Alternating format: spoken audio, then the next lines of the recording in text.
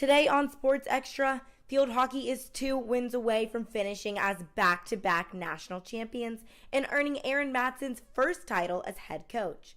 The men's soccer team shocked everyone by making it to the ACC championship match, which ended in the most dramatic fashion, penalty kicks. And football is for whom the bell tolls yet again as the Heels narrowly escape Duke in double overtime. All this and so much more, Sports Extra starts right now. From the Hussman School of Journalism and Media at the University of North Carolina at Chapel Hill, covering the full range of Tar Heel athletics. This is Sports Extra.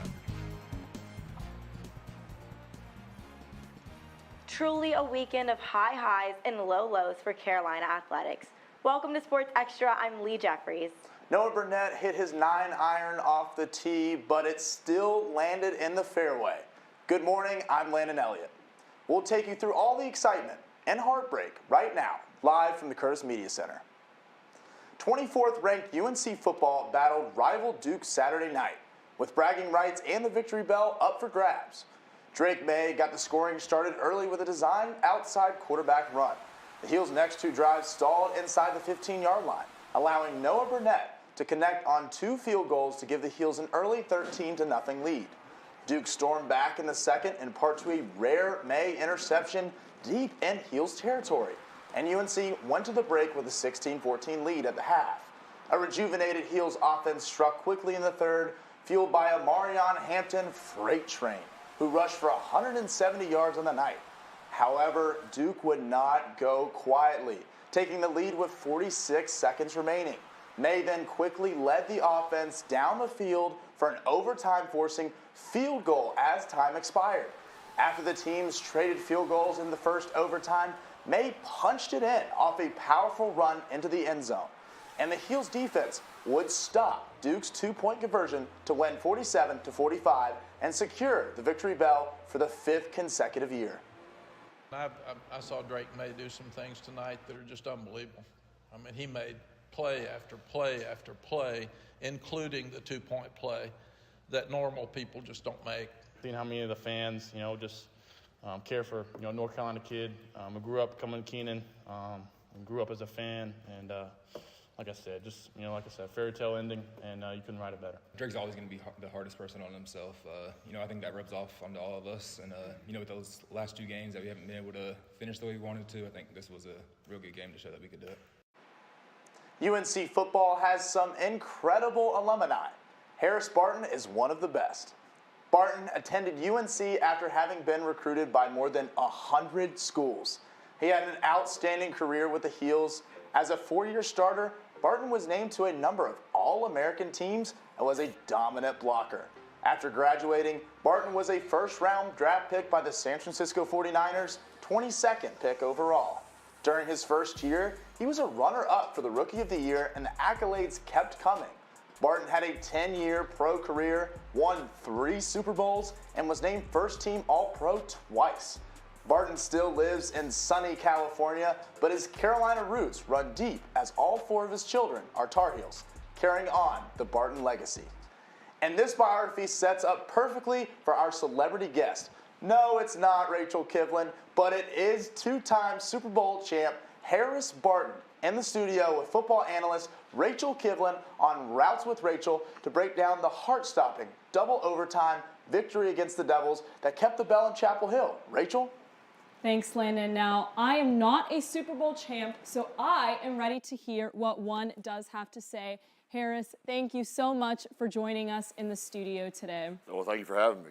Well, the lease for the victory bell has been extended for at least another year in Chapel Hill for the 5th time, and this Heartstopper had it all, the good, the bad, and the ugly. Let's start with the good. Omarion Hampton, he was a workhorse for the Heels with his 5th consecutive 100-yard-plus game, amplified by the incredible performance by Drake May and his awareness. So, Harris, can you help us understand what's going on here? May bottled up on this 3-and-2 design QB draw that just doesn't pan out as pressure's coming in and throws the lateral. What did our offense not do correctly here, and what does this awareness say by Drake? Well, first off, you can stop it here if you can, and go back to before the snap. I'll point out a couple of things. So this is obviously going to be a draw play by the quarterback, right? And so when you look at the positioning here, right? So the linebackers on Duke are looking at what the running backs are looking like and what these guys are looking like. And so this guy here is obviously not running a pass route. He's setting up for a run block. So the defense knows this is coming. So then the ball snapped, and you can see where Drake May doesn't even stop to fake pass. He's just immediately running. So now this is a lucky play here when he laterals off to the running back. So this is a play that, it was designed to be a run play for the quarterback to try and get the first down. He got lucky and was able to lateral it off. Drake May is not a runner. The NFL is not looking at him to run the football. They're looking at him to pass the ball. So the Carolina offense benefits from his ability to run, but that's not his strong suit. And so going on to the next level, he's going to be a passer. Absolutely, absolutely. And for the bad, the Carolina defensive front, and for the ugly, particularly in the end, I mean, what were you thinking at this point? Well, I almost threw up. This is not good. Obviously, I was watching this game, and if you go back to the very beginning of this play, I mean, Duke had called a timeout. The Carolina had gotten the whole team over there. What you tell this guy that's playing the receiver up here on the top, don't get beat behind, okay? They're going to do a max blitz. Just do not get beat underneath or behind. Really, all they needed was 6 yards for a first down. This guy stops them, and the ball, I mean, he's wide open. I mean, that's a play that should not happen. That's a play that in the NFL, somebody gets fired over that. So luckily they were able to come back, and Drake May miraculously got them into overtime. In the second overtime, the defense stood up and held the team, and we got the victory bell. But in order for this team to continue to have success in the ACC, they're going to have to clean up that defense. Yeah, absolutely. And I mean, with Clemson and NC State coming up next, what advice would you give to this defense to really tighten it up? I mean, watch the film. Everybody's looking at it. All the NFL scouts are looking at how you guys perform. Obviously, this team's not going to win a national championship because they're not going to get into the playoffs, but teams now are looking at how they play and how they overcome adversity, how they play these last two games, and they're playing against quality opponents. So the defense needs to show up. Absolutely. Well, Harris, thank you so much. It has been a pleasure having you in the studio today. Thank you. Go Heels. Landon. Thanks, Rachel, and thank you, Harris Barton, a UNC star on the gridiron. Carolina football gives lots of people opportunities. Josh Dutton introduces us to a Carolina student who doesn't play, but who might still be affiliated with the league one day. Carolina football. With 250 all-time draft picks, the program is known for providing opportunities for players to pursue NFL dreams, many of which have seen significant success. Here at UNC, the storied program also opens doors for student coaches and interns. One intern who has had a unique opportunity is Sam Getz, whose work with UNC football helped him snag a life-changing opportunity with NFL Films this past summer. Working with NFL Films was just such a great experience. I've had a lot of fun working with UNC football and learning more about the evaluation side of the game, but learning more about the business process, what goes in behind just the players, is such a valuable experience into how the game we all love has come to the field and to the television. Getz was hired by NFL Films in a highly selective process. He noted his work with Carolina football allowed him to work on several notable projects. I was able to work on the show Quarterback, the upcoming documentary Bye Bye Barry about Barry Sanders of the Detroit Lions. I've also been able to work on projects such as NFL Draft Kickoff and the upcoming Reggie White 30 for 30. Getz told me that during his time with NFL Films, he made a lot of connections with coaches and producers alike. He told me that he's excited about new opportunities and he hopes to pursue a coaching job with the Detroit Lions, his favorite NFL team. I'm Josh Dutton, reporting. Well, I'm sure Sam is happy this year with the Lions somehow being 7-2. The number 1 seed UNC field hockey team played in the NCAA first round against William & Mary on Friday afternoon, the first step in a bid to repeat as national champions. Carolina controlled the tempo from the beginning. UNC struck first when ACC Freshman of the Year, Charlie Bruder, spun and scored into the top right corner of the goal. Katie Dixon added to the Heels' lead later in the second with this shot off the penalty corner. UNC's offense kept rolling as Peyton Worth scored back-to-back goals. nailing the second goal off of a deflection from the goalie to extend the Heels' lead in the third. William and Mary struggled to get anything going offensively as UNC played solid defense. The Tribe had only 2 shots on goal the entire game compared to 22 for the Tar Heels. Lisa Slinkert scored for the Heels in the fourth off a penalty corner as UNC dominated, winning 6-1. Then on Sunday, UNC took on Harvard with a trip to the Final Four on the line. Although UNC dominated the game with 24 shots to Harvard's 13, the game was still a close battle. Charlie Bruder came out with a bang with her first goal 4 minutes into the game, followed by another at the beginning of the second quarter. Riley Heck scored off a ricochet from the left of the goal. Lisa Slinger gave the Heels their fourth goal with 8 minutes left in the game off a penalty. Lockdown defense from the Heels with 6 saves from goalie Maddie Kahn allowed the Tar Heels to come out on top 4-2. This program is incredible. I'm so lucky to be part of this program. And yeah, like nothing is for granted. We need to keep working hard and we earned this. The Heels will play Virginia Friday at 3. Duke will face Northwestern in the other semifinal. For more about how Carolina made it to the program's 27th Final Four, let's go inside the cage with Riley Kennedy.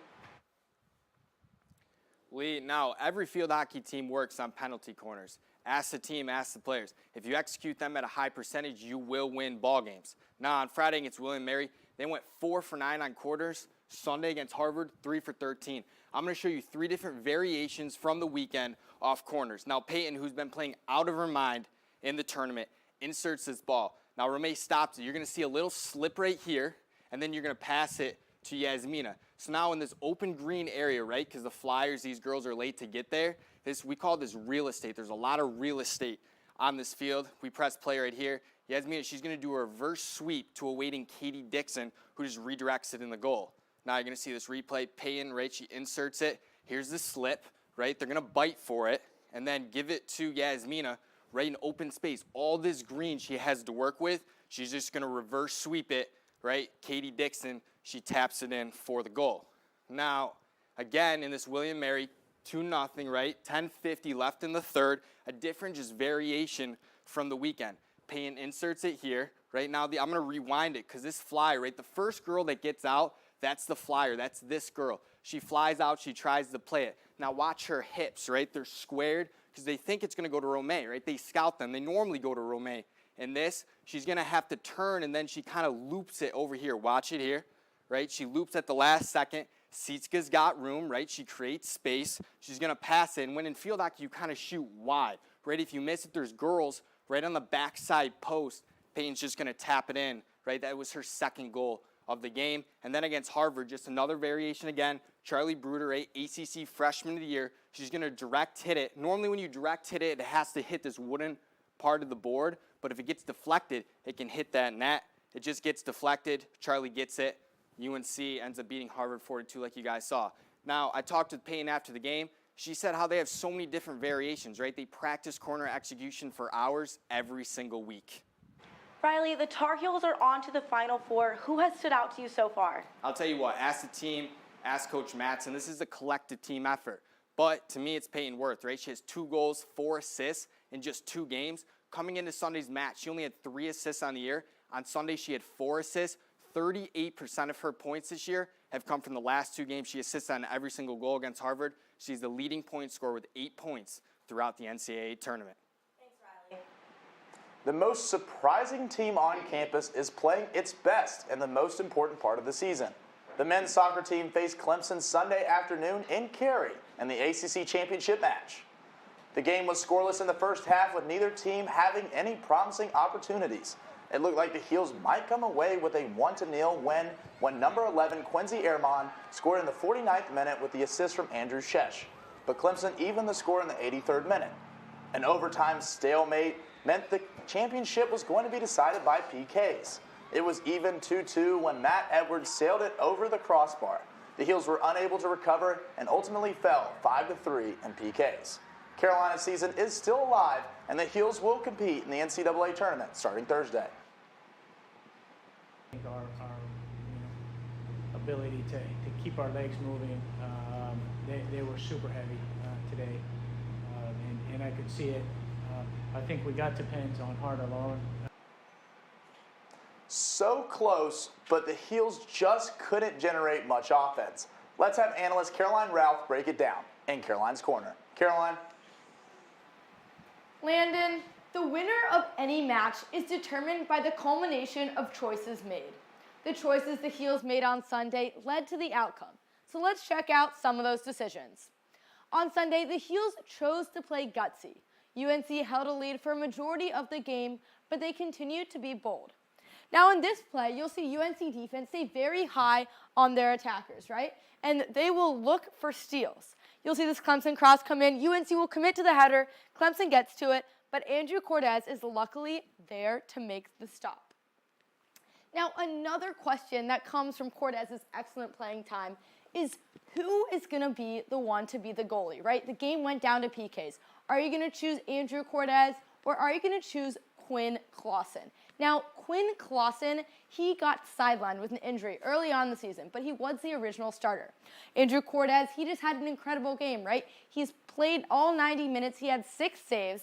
So who do they choose? Well, they end up going with Clausen, who coaches describe as exceptionally good at PKs. Unfortunately, as you'll see right here, Clausen was unable to make any saves in this intense matchup. Caroline, Andrew Cortez seemed to be cooking in the net and looked like he was out there preventing fires in the back kitchen at a restaurant. The coaches decided to take away the fire extinguisher. Why do you think they chose Clausen over Cortez? Landon, the coaches made the decision to send Clausen in for PKs 2 weeks ago, and he's been practicing ever since. The coach chalked up his lack of saves to overthinking.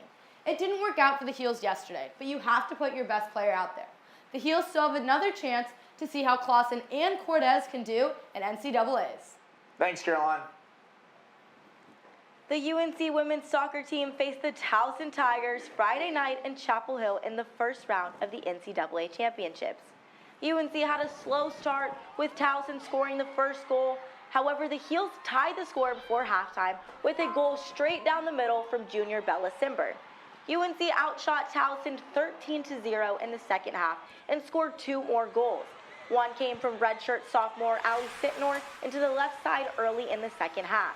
UNC finalized the victory with another goal by senior Avery Patterson into the right corner of the net. The Tar Heels won 3-1 and will advance to the next round. And so I'm incredibly proud the fact that we've advanced. And right now, as you guys know, it's all about, advancing. And so to be one of the 32 teams that are left, I mean, that's incredibly exciting. Let's dive deeper into the women's soccer match against Towson and kick it over to women's soccer analyst Caroline Daly for Soccer on the Daily. Caroline. Lee, Heels fans, including myself, were very nervous Friday night early on in the Towson game. The Tigers are a very physical team, and Carolina just couldn't handle the physicality in the first half. The Heels struggled to work the field and get into their own attacking third, and they couldn't put pressure on Towson. The momentum shifted for the Heels when they scored a goal with 1 minute remaining in the first half, but I think it was the second half that was crucial for the Heels because they completely switched up their game. They got more physical and put pressure on Towson, specifically the Towson goalie, Riley Melendez. With 32 minutes left, Melina Rabimba sends the ball to Avery Patterson, who's going to head the ball, and the Towson goalie is going to grab it. But only a minute later, the Heels put the pressure again. They drove toward the goal, and Avery Patterson gets inside the box, and she's going to send a quick pass to Maddie Darlene, who's close to the goal. Darlene is then going to take a shot, and Melendez is going to grab it again. But the difference here is you can see she's clearly frustrated, and she's defeated after this play. The pressure got to her again when Kate Fossey is going to send a rocket to Ali Sentnor from the edge of the field. Sentnor is going to get close to the goal, and she has 4 defenders on her. But that doesn't stop her because she's Ali Sentnor. She sends a pass above the keeper's head for a goal to put the Heels up 2-1. The Heels scored another goal with 7 minutes left to put the game away 3-1 and move on to the next round of the tournament. So the Heels are still alive, and they'll be facing 6-seed Alabama on Friday. Lee? Caroline, what do you think UNC needs to do to get past an elite team like Alabama? Lee, I think the Heels need to convert more of their shots into goals in the Alabama game. This is an issue I've talked about a lot with the Heels. During the Alabama game earlier on this season, they had 18 shots and only 1 goal. Fans hope the Heels can come out with another win this weekend. Thanks, Caroline. Duke fans, close your ears. The UNC men's basketball team faced Lehigh, the team that beat the Blue Devils in the NCAA tournament in 2012 on Sunday afternoon in the Smith Center. The game started with both teams playing aggressively, but the Heels took advantage of Lehigh's poor shooting and were able to get a 16-3 run. Despite their best effort, Lehigh was no match for Armando Bacot's dominance in the paint. He powered through the Lehigh defenders and used his skills to create easy baskets. Bacot broke the record for most offensive rebounds as a Tar Heel, taking the place of the legendary Tyler Hansborough. RJ Davis was on fire, shooting 8 for 14, including 3 of 6 from 3. He had an aggressive drive to the lane, which ended in a smooth jump stop, score with the foul. He finished the night with 22 points, matching Bacot. The new force of Stanford transfer Harrison Ingram was on display yesterday as he showed off his impressive footwork and finishing ability with a post-up and one in the first half. The Heels got the W, 90-68. Lee, Armando is a beast. RJ also doing really well. Young guys are coming along. So how do you think this team is going to do down the stretch this season? You know, Landon, I think we have a lot of great transfers we've been able to see a little bit of in these first 2 games. You know, we have Ingram, we have Cadeau, and then matched with the consistency of players like RJ Davis and Armando Bacot. I'm excited to see how this season plays out. Yeah, I'm really excited. I think we got some really good pieces to add along this year, and I think the Heels are actually going to do really good in the NCAA tournament. Yep, can't wait to see. Can't wait to see it. And shout out to Caleb Love, the former Heel who led the Arizona Wildcats to an upset win against Duke in Cameron Indoor. The women's basketball team hosted Davidson Sunday night, and the theme of tense outcomes continued. Davidson made 10 three-pointers over the course of the game, 5 of which came in the span of 6 minutes. Carolina held its biggest lead in the third quarter when the Heels were up 52-39. But things changed quickly, and in the fourth quarter, the Tar Heels allowed Davidson to score 8 unanswered points and take the lead by 2. A couple of key three-pointers from Lexi Donarski gave the Heels an edge as they were able to squeak by Davidson 74-70. Yeah, I'm just reacting to whatever my teammates create. I mean, the 3 that I hit at the end was all because of Deja. For a relatively new roster, how they handle diversity is a good sign. The Heels will take on the Hampton Pirates on Wednesday in Carmichael Arena at 11 a.m. The volleyball team traveled to play Wake Forest on Friday night, hoping to flip the script on the Deacons, who pulled off the reverse sweep against Carolina only 5 days earlier. The Heels started out slowly, losing the first 2 sets with a disappointing showing. But in the third set, Carolina showed up, with Saki Hampton having 13 kills that lit a fire for the Heels offense. Freshman Sydney Nolan was also showing out with 8 blocks and 9 kills. The Heels did indeed flip the script. They reverse swept Wake Forest at home on their senior night with a score of 3-2. After taking down the Demon Deacons on Friday, the Heels set their sights on Louisville, looking to maintain their winning streak.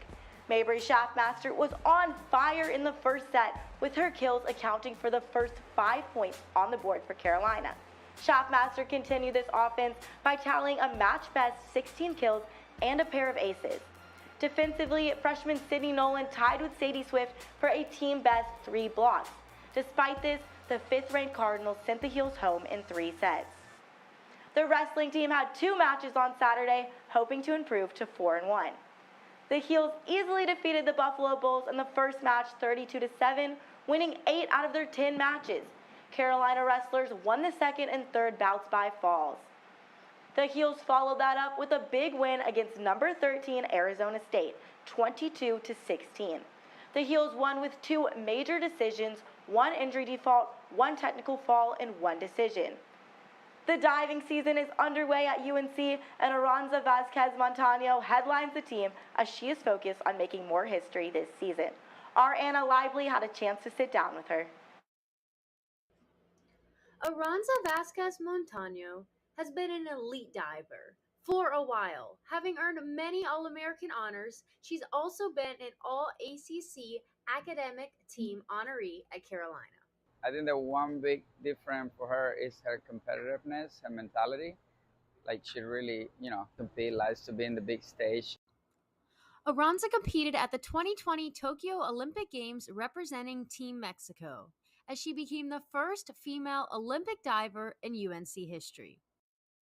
After a tough sophomore year last season, she etched her name in the Carolina athletic books when she became UNC's first ever diving national champion. That will always be a special day for her. So I just got out of the water and I knew I had won, but it wasn't until I saw the scoreboard, like my name going up to first, that I finally hit me. I got out of the water. My teammates were running towards me and I started crying. Aranza has already earned ACC Diver of the Week honors multiple times this fall, as she's in pursuit of repeating what she did last year. My goals for myself this year is pretty much the same. I want to win both boards at ACCs and win both boards at NCAAs. Aranza has her eyes set on collecting more hardware at the NCAA Championships later this season and competing at the Paris Olympics. I'm Anna Lively reporting. Aranza will be back in action for the diving team at the Tennessee Invitational that starts Wednesday. In cross country, the Running Heels men's team are Southeast Regional Champions for the second year in a row. The Tar Heels men's team won its second consecutive NCAA Division I Southeast Regional title, 34 points ahead of the second place team. 4 of UNC's athletes finished in the top 10 to earn them automatic bid to the national championship this weekend in Charlottesville, Virginia. The junior varsity team provided a thrilling prologue to Sunday's varsity men's basketball with a match against Flight 22. It was a contest won by the old ways of rim protection and interior size, alongside new age three-point accuracy provided by sharpshooter Evan Abeland, who went a cool 7 of 11 beyond the arc. It was a blowout in the Dean Dome as the JV team allowed only 1 point for the Flight bench the entire game. The game finished 65-34 in favor of Carolina. There were some big games and great outcomes for Carolina athletics this weekend. Here are 2 phenomenal plays that are contenders for our play of the week. From Carolina football and women's soccer, first we had this 42-yard game-time field goal just inside the right upright as time expired to tie the score 36-36 and force overtime against that team down the road in Durham. Then for women's soccer, we have Kate Fozzie sending the ball to Ali Sitnor, who takes a massive shot for a goal to give the Heels the 2-1 lead in the first round of the NCAA tournament. To vote for the play of the week, go to our Instagram stories this week and we'll reveal the winner on Friday's show. Also, don't forget to follow Lee and me on the gram after the show concludes. 3 nights a week, deep in the Woolen Gym basement, the Carolina Taekwondo Club is ready to fight. Here's Samantha Hoffman with that story. This week, the Carolina Taekwondo Club focuses on Pumse, or defined attack and defense forms, for an upcoming competition. Pumses are basically performance taekwondo. We do a bunch of moves like strikes, blocks, and kicks, and stances, and we put them all together into this kind of cohesive form. Members perform in groups of 1 to 3 based off their level and are critiqued by student coaches from the highest belt ranking. Same thing. Instead of doing this, that looks better, right? And that way we can keep our back on the street. You know, especially as they get better at what they're doing, we get into the nitty-gritty details. And the smaller details we say, the better they are. And something we really want to do so that they can get it to the best level and kind of win these competitions. The club is completely student-run and welcomes everyone from beginner to black belt. They even hold open practices for those curious about the martial art. Senior Elena Tsai joined just 1 year ago. I've never been in better shape, or mentally or physically, since I joined this club. It's been really great for me. I've become a lot more disciplined, and I really enjoyed just learning and growing with the team. The club is just as impactful for long-term practitioners, like second-degree black belt senior Ning Soon. I've gone to the biggest taekwondo tournaments in the nation with this club, and I think the level of instruction and coaching we have here is fantastic, and we do so much of so little. Not only does taekwondo offer mental and physical growth, but it also inspires friendship. friend just pulled me and she's like, they're really nice, and then it's a good way to get a good workout in. And I was like, sick, let's go. And I went and I couldn't get out. And I'm really happy that I joined. Carolina Taekwondo Club will compete in the Eastern Collegiate Taekwondo Conference next Saturday at Brown University. In Chapel Hill, I'm Samantha Hoffman.